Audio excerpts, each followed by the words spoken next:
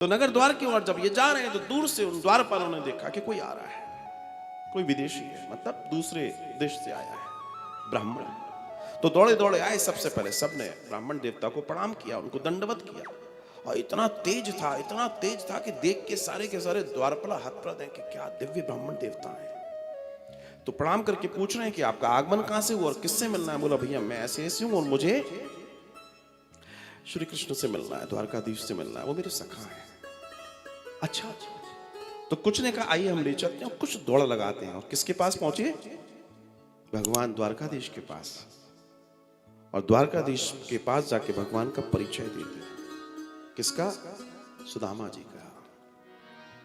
जैसे ही परिचय सुना हमारे ठाकुर जी, हमारे लाडले नंद नंदन ऐसे पसीज गए, ऐसे आतुर हो गए, तो सिंहासन पर से उतरे नहीं, बताते हैं कूदे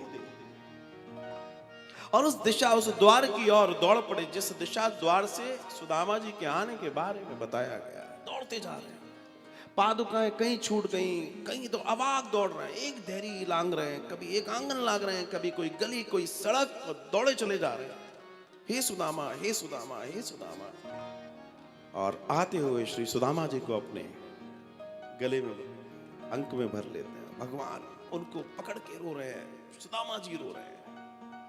आप विचार कीजिए, सोचिए, न जाने कितने आदि अनादि जन्मों से हम दौड़ रहे हैं, हम चल रहे हैं कि कभी गोविंद मिलेंगे, और एक व्यक्ति ने ऐसा कुछ कर लिया कि भगवान दौड़ के उसके पास जा रहे हैं।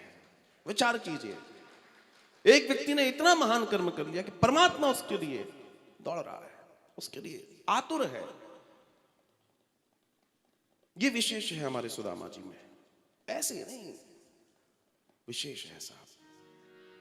अब तब उन्हें लेकर आए और विशेष आसन पर बैठाला, उनका षडोपचार पूजन, चूंकि ब्राह्मण देवता है तो पहले षडोपचार पूजन सब आदि इत्यादि। तो क्या हुआ, जब उनको बैठाला तो उन्होंने देवी को इशारा किया। देवी दौड़ से एक रत्न जड़ित बड़ा सा थाल लेकर आई है, और उस थाल को लेकर आके उन्होंने भगवान के हाथ में दिया। तो भगवान ने उस थाल को लिया, और जैसे थाल को लिया तो उन्होंने नीचे रखा, और श्री सुदामा जी के चरण कमल ऐसे उठाए, और जैसे ही भगवान ने उनके चरण कमल उठाए, भगवान क्या देख रहे हैं कि आर पार शूल उनके चरणों में, नीचे से कांटा घुस रहा है, ऊपर निकल रहा है, कई लगे हैं।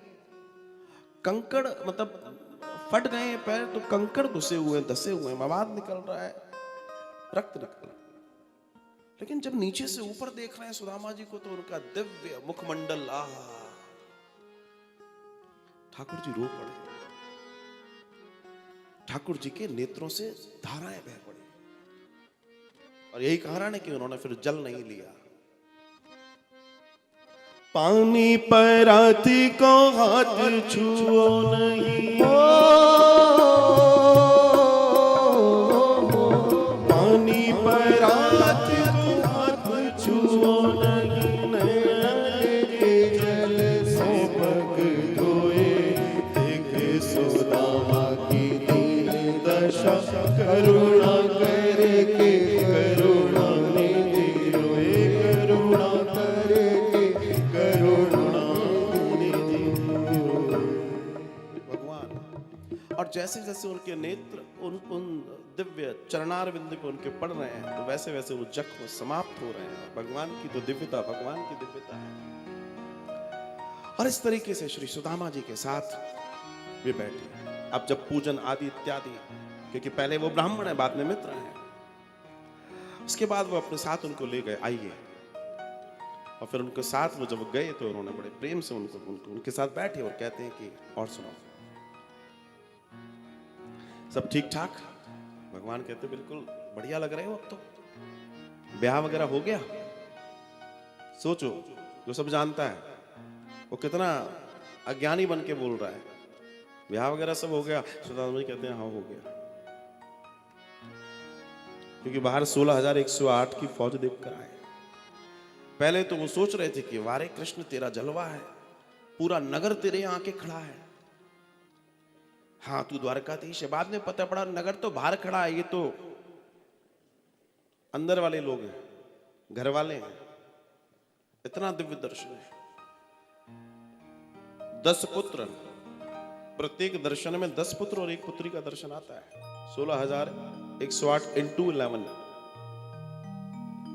इतना बड़ा कुटुंब और कुनबा भगवान का, इतनी बड़ी उनकी लीला।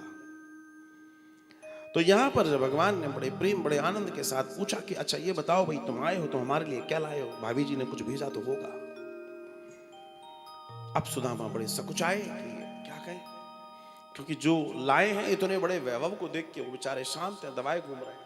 बोला नहीं नहीं, कुछ तो लाए हो? बोला हाँ लाए हैं। क्या लाए हो? अब वो फिर सोचे कि मैं कैसे बोलूं कि मैं क्या लाया हूं। तो भगवान ने देखा कुछ छिपा रहे हो उनसे। भगवान ने निकाला, देखा तो जब खोला तो उसके अंदर कंदुल थे। तो भगवान ने उसको देखा, कच्चे ही थे।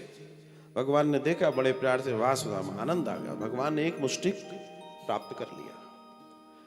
अब भगवान ने फिर दूसरी मुष्टि भरी, और जब भगवान दूसरी मुष्टि भरते हैं तो जैसे ही भगवान देखते हैं बड़ा प्रेम आता है, दूसरी मुष्टि प्राप्त कर लिया। कहते हैं कि भगवान ने जब तीसरी मुष्टि भरी, जैसे ही वो भरने को हुए, तब देवियों ने आके तुरंत निवेदन कर दिया, प्रभु द्वारिका जैसा वैभव आप दे चुके हैं, सारे देवी देवताओं के पास जितने गुण जितनी संपन्नता है वो वहां पहुंच चुकी हैं, लेकिन आप परमेश्वर हैं, आप परमात्मा हैं और ये जीव है। क्योंकि अब तीसरी मुट्ठी अगर खाई तो 16,000, अब वो सिर्फ आप ही का कार्य है। अब बात सही है।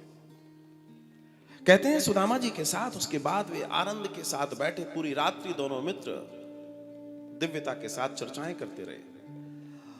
भोर होती है, और जब भोर होती है तो भगवान से कहते हैं सुदामा जी अब मैं चलता हूं।